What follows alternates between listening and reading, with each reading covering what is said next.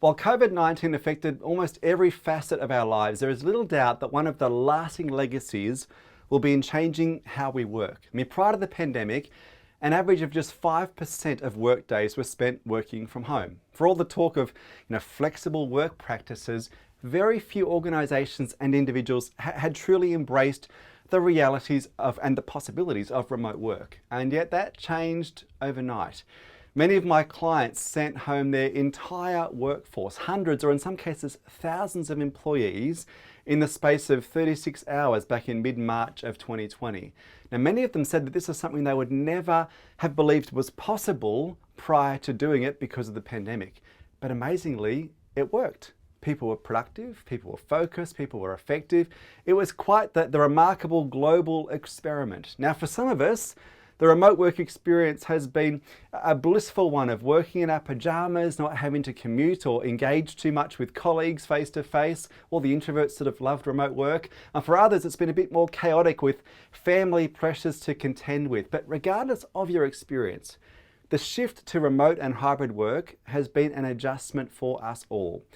It's seen the very rhythms of our workdays change significantly. In fact, data from a global productivity study conducted by Reclaim AI shows that between February 2020 and October 2021, the typical workday has gotten 18% longer. The number of meetings that we have in an average working day have increased by 69%. But encouragingly, the length of meetings has actually decreased by about 11%. Now, as the pandemic passes, the biggest question now is what the new normal for work will look like and what this will mean for organisations and leaders. For those who will maintain hybrid or remote working practices, there are a number of considerations that need to be front of mind as we look to the future. And I just want to look at really quickly 5 considerations that we need to have on the radar. Number 1 is the whole issue of culture. Among the most pressing issues for many leaders is how to maintain corporate culture and a sense of belonging in remote teams, especially as new employees join a team over time. And it's all well and good to codify and espouse the behaviours and the values that define an organisation. But the truth is that culture is caught, not taught.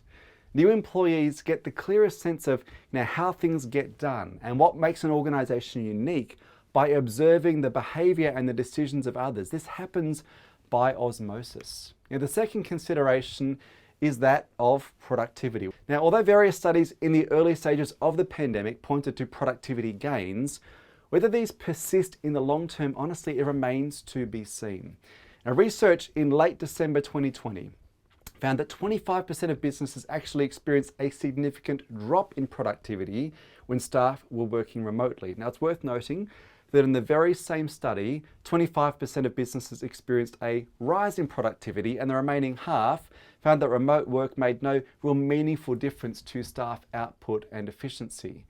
However, this is a really key theme. If a quarter of businesses found that remote work was detrimental to how effective and productive their workforce were, this is a figure that we simply cannot afford to ignore. Interestingly, research in early 2021 gives some indication of how complex the issue of productivity in remote work can be.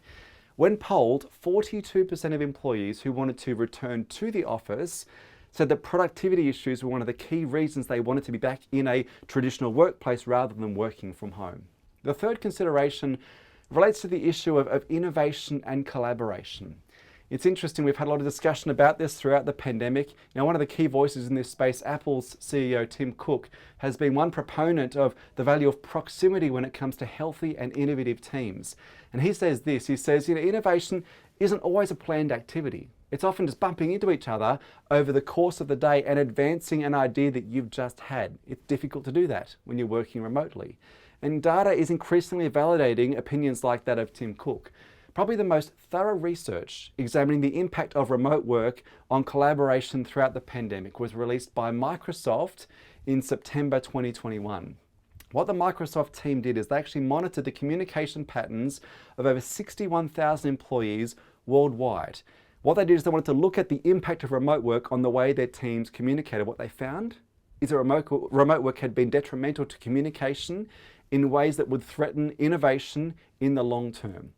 Now, while hybrid and remote work don't need to automatically come at the cost of collaboration and connection, there is little doubt that these things are harder to achieve in a geographically dispersed team. Our fourth consideration with remote and hybrid work is that of leadership. Now, providing clarity around expectations with hybrid work is emerging as a key issue for every organisation right now. According to a 2022 Work Trend Index, 38% of hybrid employees say their biggest challenge right now is knowing when and why to come into the office. The same report revealed that only a quarter of companies have established team agreements that make it really clear what the new workplace norms are. Now, a potential mismatch in these expectations between leaders and team members is proving to be a key factor in what's often termed as the Great Resignation. As data from a McKinsey Reimagine Work report revealed, roughly 30% of employees globally say they're likely to leave their current roles if they're required to return to the office full-time. Now, added to this is the very real leadership challenge of remaining fair and inclusive when different team members are working in different ways and in different locations. There's honestly a growing concern right now among corporate leaders that workers who stay remote could wind up as, second-class corporate citizens, and they may well fall behind in promotions and pay. Validating these concerns, the Society for Human Resource Management conducted a survey in 2021 that revealed that 42% of supervisors admit that they sometimes forget about remote workers when they're assigning tasks. This is a blind spot we've got to be aware of. Now, in the words of Microsoft CEO Satya Nadella, solving the hybrid work paradox is going to be the leadership challenge of the next decade. This is not going to go away anytime soon.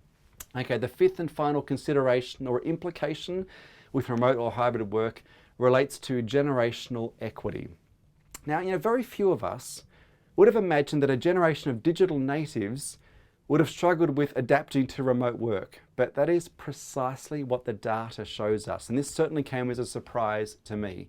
Even though tech-savvy millennials and Gen Zs or Gen Zs may have no trouble with the functional aspects of working from home, the practical and psychological implications for younger generations were a different story entirely. In research conducted by Smartsheet, a surprising majority of Gen Z or Gen Z and millennial employees reported they were actually really struggling with remote work. As you can see from the data on the screen behind me, far more Gen Zs and millennials reported feeling out of the loop or disconnected when compared with their Gen X or their baby boomer colleagues. Now, if you're leading a multi-generational team, which most of us are, this is something we've got to keep front of mind. Now, despite the inherent challenges and complications of working from home, what's clear is that this will be a permanent feature of our post-pandemic work lives. While many organisations and employees welcome this as a positive change, it's important to consider the implications, both good and bad, of the biggest reworking of work in over a century.